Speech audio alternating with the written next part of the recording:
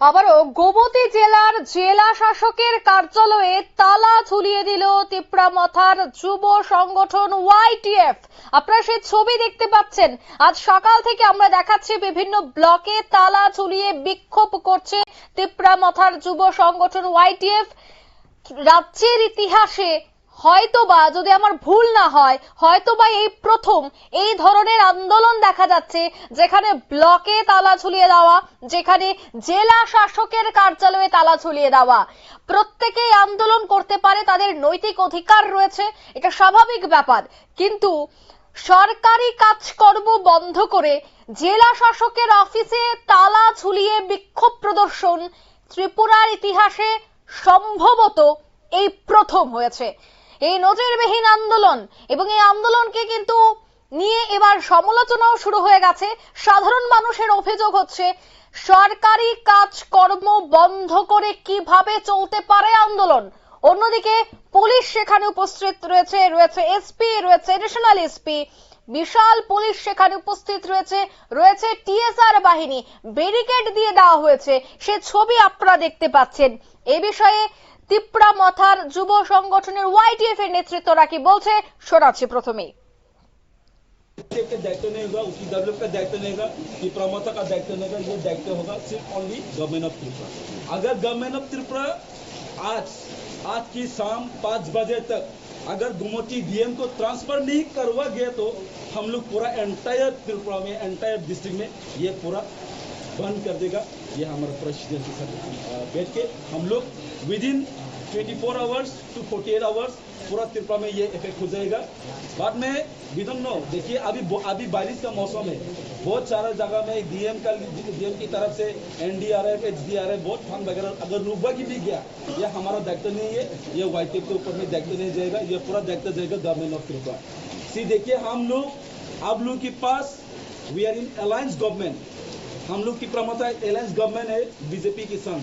अगर एक डीएम को लेकर आप लोग इतना सीरियस हो तो बाकी आप सोचिए पूरा त्रिपुरा को आप लोग क्या चाहते हो आने वाला दिनों में चुनाव है, एडीसी जो भी हो, आप याद रखो एक डीएम के लिए आप हमेशा संविधान आप खुद करिए, ये हम लोग का दायित्व नहीं रहेगा। देखिए, and we have in alliance with government, with the centre, not with the state. अगर आप लोग थोड़ा सोचिए, we don't care and we don't, हमको इतना भी कमजोर मत दिखाइए। हम लोग पिछले जमाना का गवर्नमेंट नहीं है जो चुप बैठने वाला नहीं है। हम लोग एक महाराजा प्रद्युत की हम लोग योद्धा है, हम लोग वॉरियर्स है। हम लोग बाद में बात देते हैं, हम लोग हमारा बात से एक सहमत भी हम लोग वापस नहीं लेते।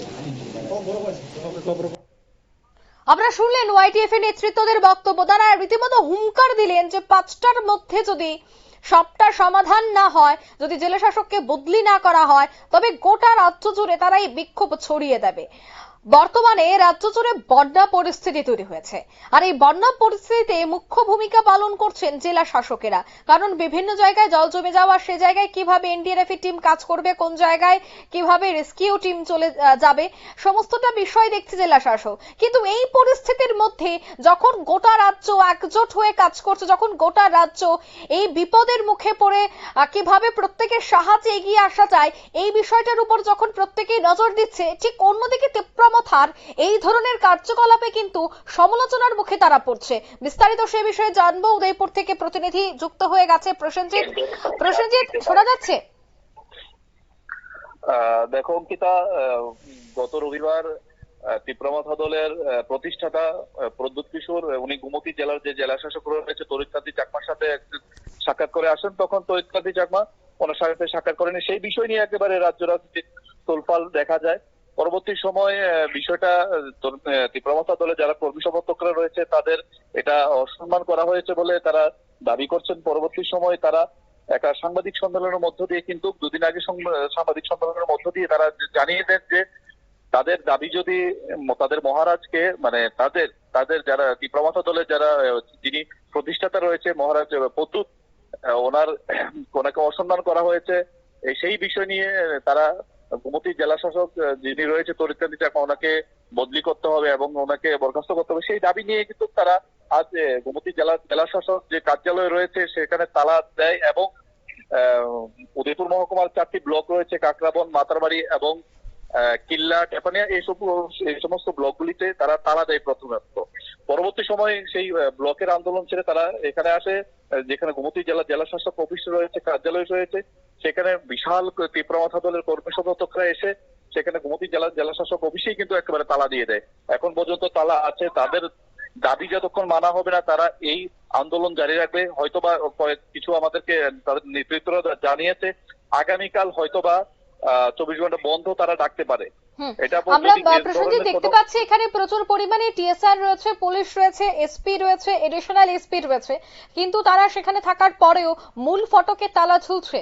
পুলিশের ভূমিকা কি নিষ্ক্রিয়? একেবারে বলা চলে পুলিশের ভূমিকা নিয়েও একেবারে প্রশ্ন, কারণ সেখানে তারা প্রায় 400-র অধিক পুলিশ টিএসআরও মোতায়েন করে রাখা হয়েছে, কিন্তু পুলিশের ব্যারিকেড ভেঙে কিন্তু তারা গোমতী যে জেলা শাসকের অফিস কার্যালয় রয়েছে সেই অফিস কার্যালয়ে তারা তালা লাগিয়ে দেয়। একেবারে ত্রিপুরার ইতিহাসে এই গোমতী জেলা শাসকের অফিস কার্যালয়ে তালা, এই ধরনের ঘটনা এই প্রথম। আরো একটা বিষয় জানবো যে তিপ্রা মথার যিনি প্রতিষ্ঠাতা প্রদ্যুৎ কিশোর দেববর্মা, তাকে নিয়েই মূলত ইস্যুটা এই মুহূর্তে ছড়িয়ে পড়েছে। রাজনৈতিক চর্চা ছিল, রাজনৈতিক সরগরম ছিল, কিন্তু প্রেসমিট করা তারপরে আজ যখন জেলা শাসকের কার্যালয় বন্ধ করে দেওয়া, ব্লক বন্ধ করে দেওয়া, সকাল থেকে আমরা এই খবরটা দেখতে পাচ্ছি।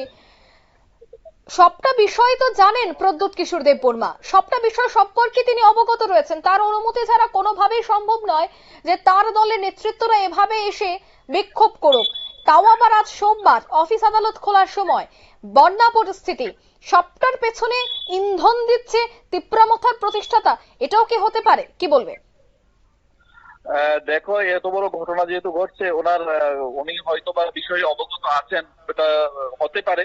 তো বিষয়টা একেবারে কিন্তু রাজ্যে একটা তোলপাড়, কারণ দেখা যায় যে এখানে যে এত পুলিশ থাকা সত্ত্বেও কিন্তু একেবারে গোমতী জেলা শাসকের কার্যালয়ে তালা, এ ধরনের ঘটনা একেবারে এটা সকল অংশের মানুষ মেনে নিতে পারছে না। তবে পরিস্থিতি সামাল দিতে এখন পুলিশের ডিআইজি থেকে শুরু করে পুলিশের যে উচ্চ আইজি মঞ্চাকে সেখানে উপস্থিত রয়েছেন এবং গোমতী জেলার এসপিও সেখানে রয়েছে, পুলিশের উচ্চপদস্থ আধিকারিকরা রয়েছে, যেন এই ঘটনা নিয়ে কিন্তু অন্যদিকে কোনো মন না দিতে পারে, তার জন্য পুলিশ আধিকারিকরা সেখানে কিন্তু রয়েছে।